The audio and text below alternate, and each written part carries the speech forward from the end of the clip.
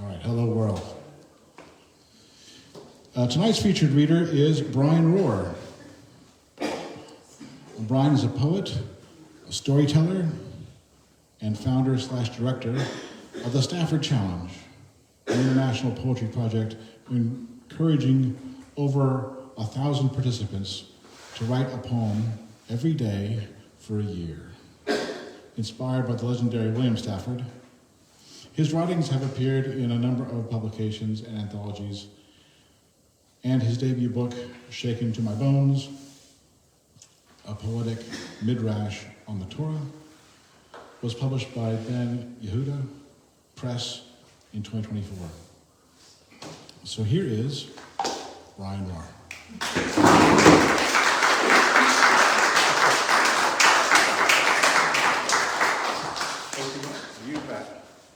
Hello, everybody. It's so good to see you. Thank you so much for coming out. I'm going to read some poems. There is a lot happening poetically in Salem. This is amazing. I love what you're all creating and doing together. I know at least 3 of you, but altogether, how many people in this room are part of the Stafford Challenge? Is there more than the 3? All right, there's the 3. Great. Do you have to sign up for that, or just start any day of the year? Well, to write a poem every day for a year, you can start any time you want. If you want to be a part of the Stafford Challenge, you need to sign up prior to January 17th of the year, and registration opens sometime in the autumn. I have flyers over there that you can pick up, and you can go to the website now and sign up to receive an email for when registration opens. But we do close registration when we start, just so everyone who's a part of it is kind of going together and everything like that. But don't let that stop you from writing at all. So that's a little bit about the Stafford Challenge. If anyone has more questions about that, feel free to ask either during this or later, and I could talk for hours about it. But instead, I'm going to read some poems. This is a piece that is about to appear in the latest issue of the Timberline Review that'll be coming out, I believe, in next week or 2. It's called Goodbye Salad. Savory seeds, crunchy kraut, luminous leaves, flavored with oil spicy and rich, a hint of the earth we tend. Tossing, flying, mixed with a perfection that allows for flair, colored with carrots, peppers, even raisins to surprise and pop. Take time to lap it up. Crunch your way and taste, really taste. No need to be too proud. The earth needs you now in this moment to understand what can be lost. Bring the plate to your mouth, tongue ready to finalize the meal, wallow in the last flavor, herbs and salt, marinated. So vital, alive. When the abundance offers itself so readily, it is hard to remember our mother is whispering her final farewell. Goodbye, salad. Oh. So, years and years and years ago, I was at a poetry reading that I was doing with my teacher in storytelling, a man named Master Storyteller Daniel Deerdorf. And we go to this reading, and I go first, and then he goes after me. And it was a pretty kind of renowned place for poetry reading. If you know of Port Townsend, it was a Northwind reading series, and it was an honor to be a part of it. But I hadn't gone very often. And I would read, and I'm used to being a storyteller where afterwards people are howling and applauding and everything like that. And I go, and everyone is totally quiet. I read a poem. I'm like, am I bombing? You know, like, is this, I read another poem, nothing. You know, and then I get off, and I'm like, what's going on? Then Danny reads, and it's like nothing. And later, afterwards, I was debriefing with Danny the next day, and we were talking. I was saying how it was like unnerving and frustrating. And he said to me, and this is why he was my teacher, he said, I get that, but when I was there, I was thinking they were receiving it like prayer. Right? You don't applause to prayer. But sometimes there is a need to give feedback or whatever. So in the poetry world, sometimes we like to snap. So, if you're interested in, you can be silent and just receive. But if you want to give a little feedback, some snapping is always appropriate.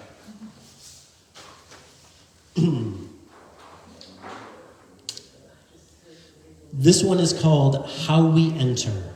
And this one is written sort of as a blessing to go into sacred ritual waters. In the Jewish tradition, it's called a mikvah, but it's appropriate for any sacred ritual waters. It's called How We Enter.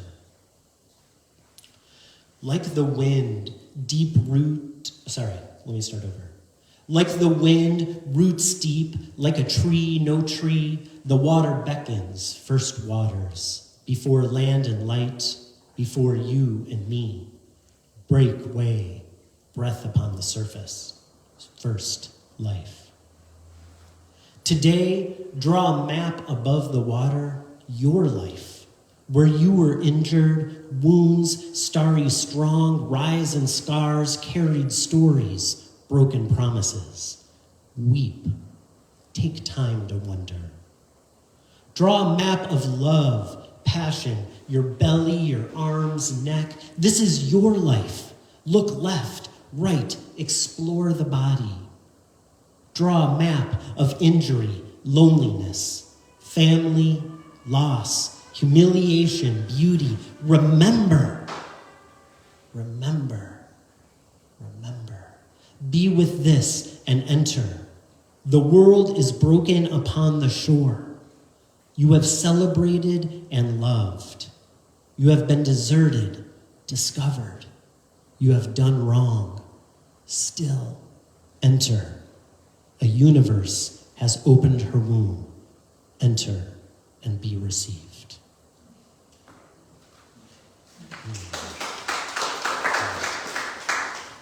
Thank you. May I ask a question? Yeah. Okay. Was it about amniotic fluid? No. Yes, no. I mean, the idea is, in the Jewish tradition of the mikvah, is you're returning back into those kind of primordial waters to be renewed. And that's a pretty strong metaphor, right? A pretty strong metaphor. So you're spot on. 100% spot on. I wasn't uniquely writing about that, and I wasn't not writing about that. It's inherent in it, if that makes sense. Okay. This one is called The Falcon and the Gull. Wild beasts dream soft songs, curve-shaped wings, the falcon swoops down, graceful decline. The field bursting in wild color, spring, and everything is alive again. White-gray gulls spotted, alone, vulnerable. The hunger of the falcon reaches out, feet ahead of the flight, guiding the talons to the prey, narrowing the distance. In a breath, the gull, spotting the last moments of its life, does the unexpected, screaming out, "Show me your birth, and I will show you my power." I am the falcon and the gull, searching for God in this ritual long ago predicted in the light patterns of the night dance sky. Bound up in deep alchemy, we wait for the morning sun with the invitation. Sit at my table. I offer you wild roots, a true bounty of the land. Thank you.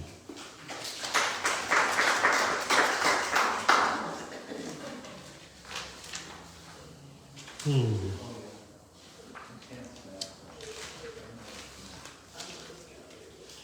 know, it's always fun coming, you know, I plan and do these poems, and all day I've been like putting them in different order, like what's the order going to be, right? I don't know if any of you have ever done readings or anything like that, you know, we do that. And then I get here and I just, you know, move it around because the energy in the room is different.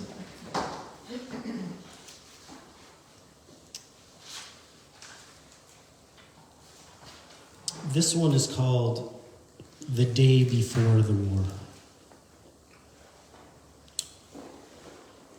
You call it air. Let us breathe together. Morning light, mist soft panic. All we have seen, dream harsh elegance, fools waking in the rising sun. What does it take to listen? Long shadows touching trees yet torn down. Tomorrow, we may have to fight. Today, hot tea nourishes. Good music in the morning.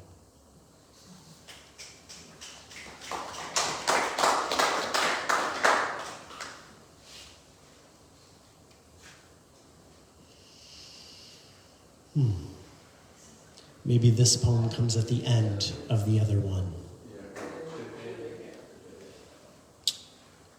There was a call for peace. Drums and horns blared, voices rang out.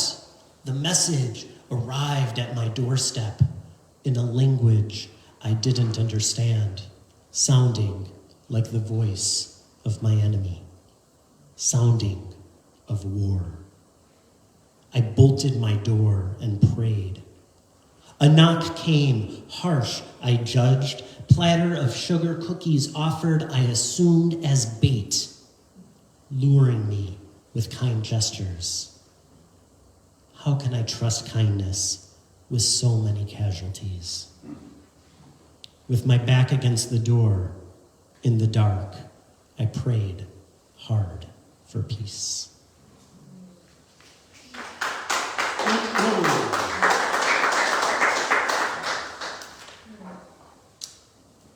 All right. So a lot of these that I'm reading right now are from a still forming manuscript for my next book. And some of them are ones that I know are going to be in it, and some of them I'm trying out a new one. This one I only recently found again. I wrote it sometime last year and really just found it very recently. The working title is Today My Heart. The candle petitions fire. Use me. My life is to help you burn. A soul petitions life. Use me. Make manifest a balm for a broken world. Sometimes things move, slow like a mountain, then swift like a hawk, darting through the vastness of time. I reach back to call a lost friend. How did I forget you in the movement of my eternity? Know that I love you. Past looks back, says, know that I love you too. Yeah. That's a sweet poem.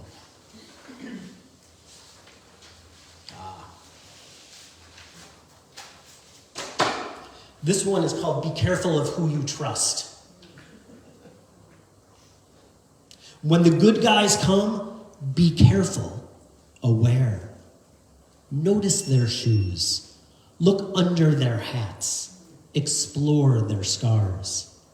Test hair for latent dreams. See if they understand this poem.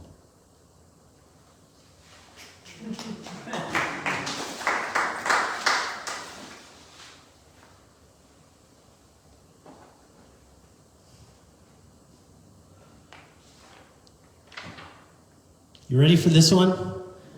This one's fun. I haven't performed this one yet.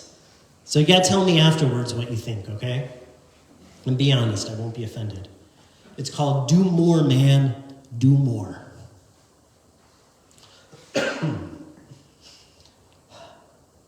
Make breakfast, make money, make lunch, make love, make fun, make a plan, make a sandwich, make some land, make a friend, make a fire, make a call. Do more, man, do more. Open a jar, open a door, open the hood, open your heart, open up, open out, open your home, open your phone, open the mail, open your jail, open your eyes. You fell asleep. Fix this, fix that, fix the light, fix the box, fix the handle, fix the bike, fix the account, fix the roof, fix your life, fix the hole, fix your feet, fix it up. Do more, man, do more. Work smarter, work faster, work harder, work longer, work on yourself, work on your manners, work on the kids, work on your language, work on your writing, work on your colleagues, work out, work in, work, work, work. What's that you're doing? Not enough, man. Are you giving all that you can? No, you know you can do more. Potty train, meal train, choo-choo train, bath train, train your pet, train the trees, train the kids. It needs to be clean. Clean rooms, clean house, clean mind, clean clothes, clean counters, clean life, clean job, clean feet. Do more, man, do more. Be better, be stronger, be friendly, be funny, be wealthy, be humble, be kind, be right, right?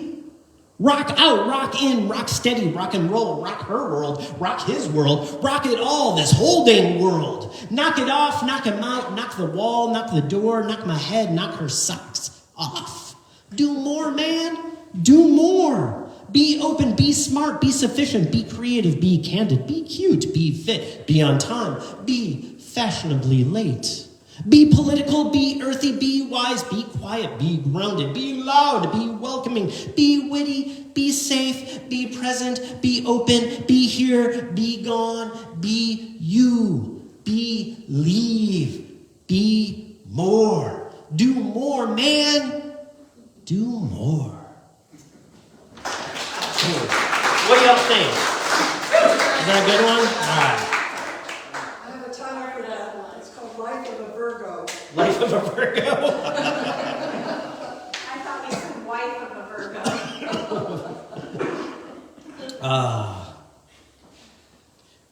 The door cracked open for my son. This was a sweet moment that happened. My son just turned 4 a week ago. My 3-year-old went exploring. Family pictures, him and his brother, daddy and mommy, grandparents. An image he hadn't seen before appears. Excitement, questions arise, the unknown, unfamiliar. Taken when I was 19, my brother and I, with our grandpa, long past.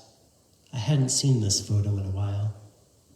I'd forgotten how much I missed him, how well I knew his face. I told my son, this is my grandpa. His name was also Charlie. My son looked confused. I continued, we named you after him. He grew furious. But I am Charlie, he shouted with a growl. Charlie is my name. A door cracked open then. My son, the center of all that is, glimpsed a wider world. It frightened him. Frightened us all at some point. I later saw him return to that photo again and again.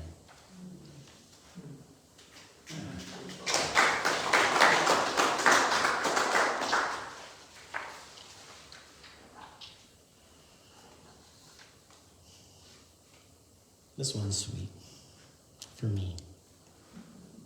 I don't know if it's a good poem, but, you know, because of the Stafford Challenge, you know, I've started an acquaintance with one of my poetic heroes, like my Beyonce, all right, is Naomi Shihab Nye. And so I wrote this for Naomi. I can still remember the first poem, Red Brocade. words lighting alleyways in my mind, through my arms, my feet longing to dance out story. Like ancient ones whispering to me, there were times, yes, when moving slowly mattered. Space, getting to know a friend, long stroke gestures. It enlightened in me the way a great meal might, the invitation to offer gift, feed a journeyer, or even the hungry who have never tasted caring. It can melt walls. We are human together, I remember. Generously offered, hands that hold work, a blessing as fuel when so much hurt engulfs the land. Guiding roots down with open palms, medicine is given through her hands to a world who, like a child, so often refuses. When broken, feel the break, she says. Fill the cracks with tea, cookies, things that nourish. We have nothing to lose and so much to remember. Thank you. Hey Mark, how are we doing with time? You got all kinds. I got all kinds. Can I continue? Yeah. Can I read some few more? All right. More, you want more? Do more, man. Do more. So this was my debut book. This came out last year. It's called Shaken to My Bones, a Poetic Midrash on the Torah. And this is, I wrote a poem based on the sacred texts of my tradition. I'm Jewish. Our texts are the Torah, the Hebrew Bible. And in the Jewish tradition, it's divided up into 54 portions, chronologically. Every week, a different portion is read, chronologically. And during COVID, I made it a practice to read that week's reading and to write a poem based on it. And so every week I was writing a new poem. It's kind of the seeds for the Stafford Challenge. And the stories aren't always easy. Sometimes they're really, really hard and difficult, especially with kind of my modern sensibility and things that I value, which was different than what was valued 3,000 or more years ago, right? But they're the sacred texts, so I can't throw them away.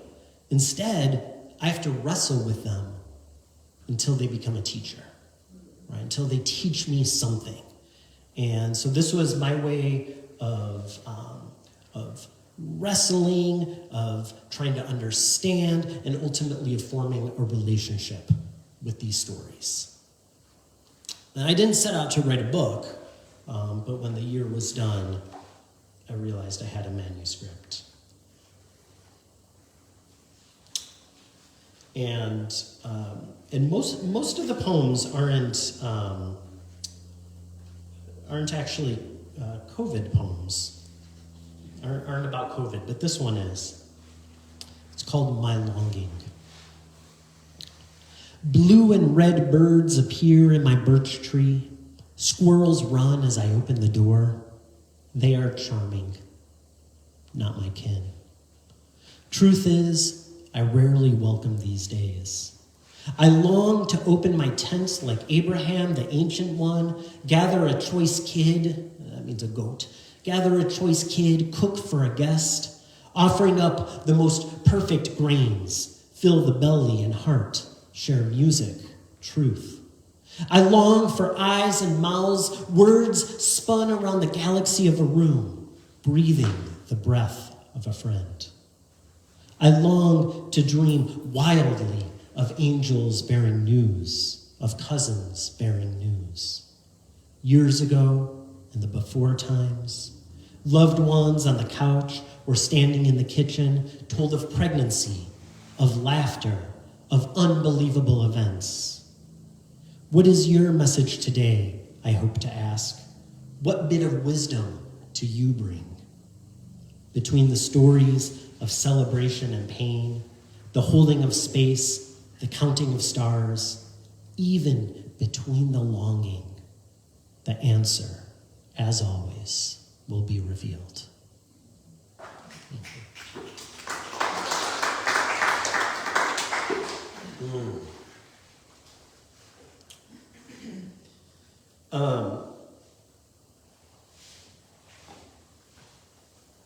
This one's fun. I know you said I have plenty of time. Let's give just a time, just so I know. I sort of lost track. No worries.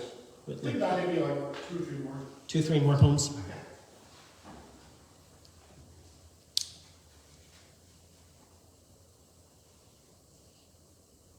Y'all heard of the idea of like the golden calf?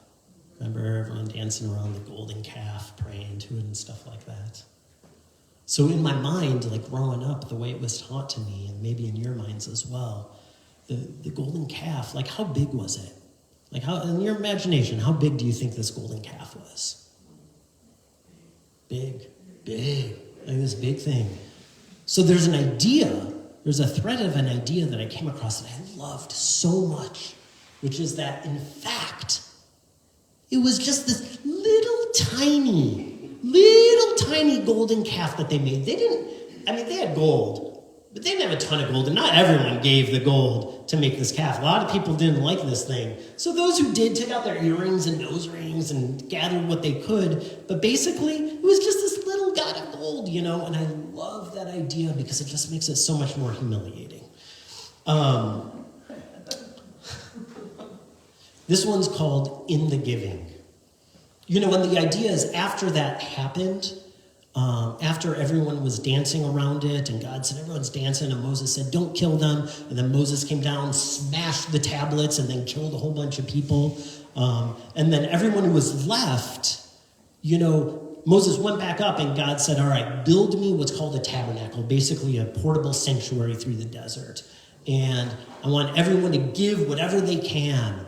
And the people gave like crazy. They felt so guilty and wanted, something that to make up for it. Even if they weren't the ones dancing, like collectively, they wanted to make up for it. So they just were giving and giving of everything they had. So I'm just giving that context. In the giving. They say the people danced around their baby cow, their little god of gold. Aaron made it. We all saw him do it. No, I didn't, Aaron said, or none of you are innocent. None of us are innocent. So when the call came, it was time to give something of our own, magnificent, something sanctioned, ordered by the divine. It was a celebration of penance to make up and make beautiful. So we gave. The goat gave of its hair, the dolphin of its skin. We didn't regard the animals and trees. We offered all we had, the last we had, obsessed with giving. And in the giving, some of us remembered how to love again. And in the giving, some of us forgot how to dance.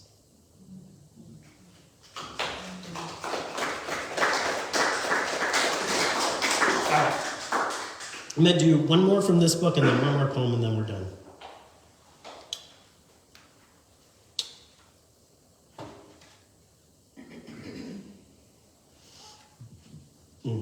I'll do the very last poem in the book.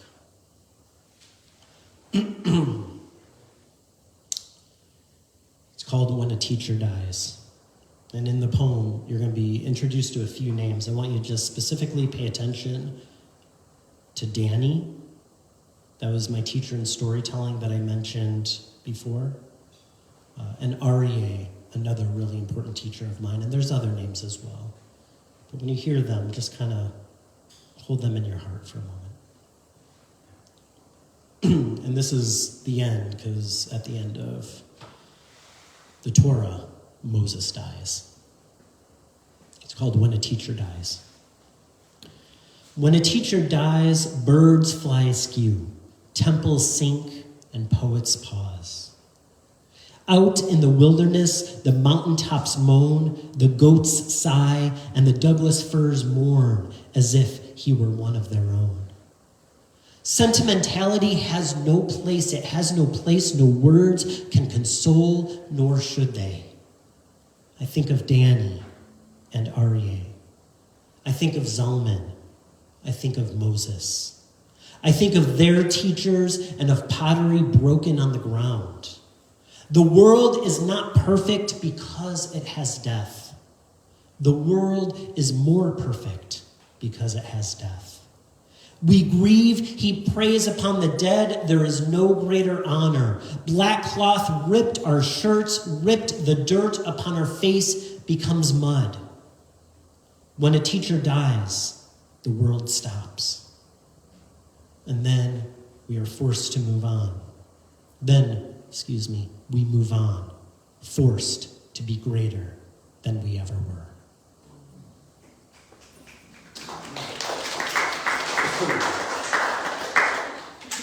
All right, this is going to be the last poem. And I'm reading this from the Stafford Challenge anthology that just came out last month, or maybe 5 weeks ago. And it's an amazing collection. Over 200 poets are in here.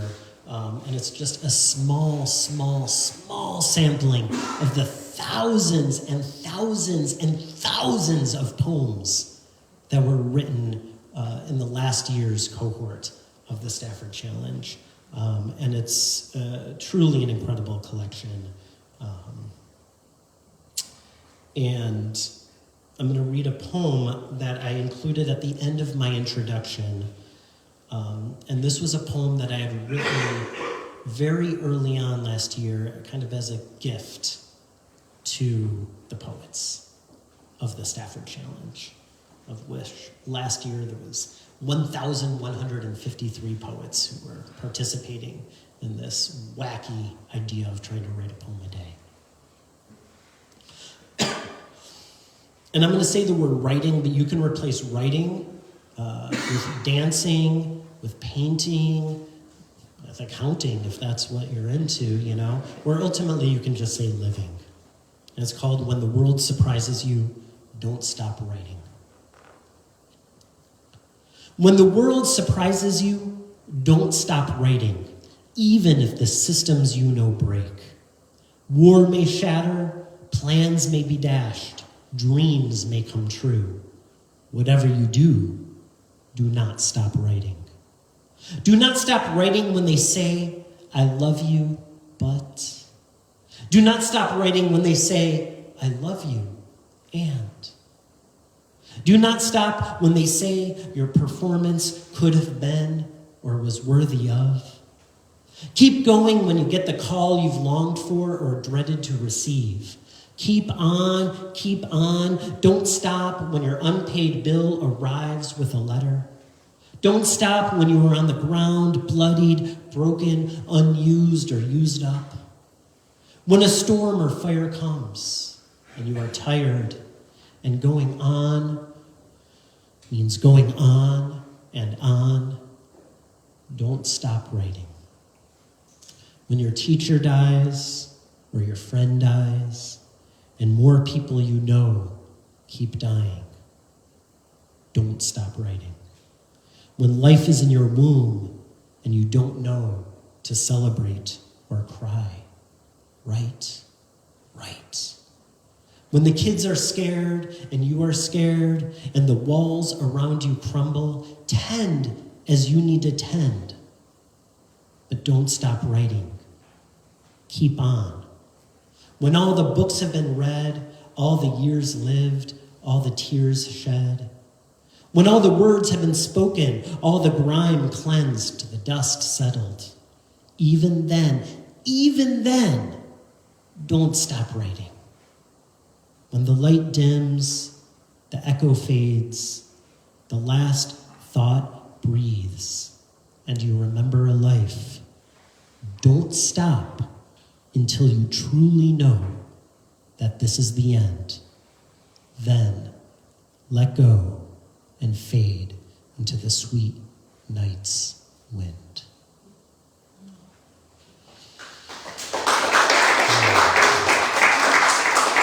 Thank you so much.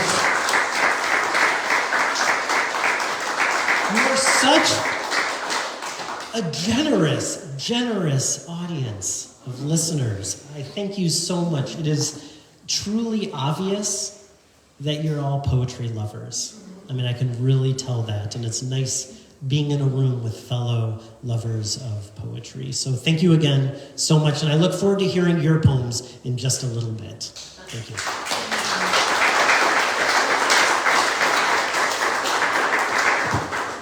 Thank you, Brian. Thank you, Brian. You have some books for sale back there. How much are they? They are, so Shaken to My Bones is $15. The anthology is $23. I have an old DVD, storytelling DVD that I did of a live performance I did in Chicago many years ago. If you buy either book, I'll give it to you for $1 or for free, whichever comes first. But anyway, so those are the books that back there, and I'll sit back there, and if you want to buy one or two, or Super. Excellent. We have some blueberries over here. We have some cookies of different kinds. So eat the cookies and the blueberries. Buy the books, and we'll come back for the open mic after a little bit.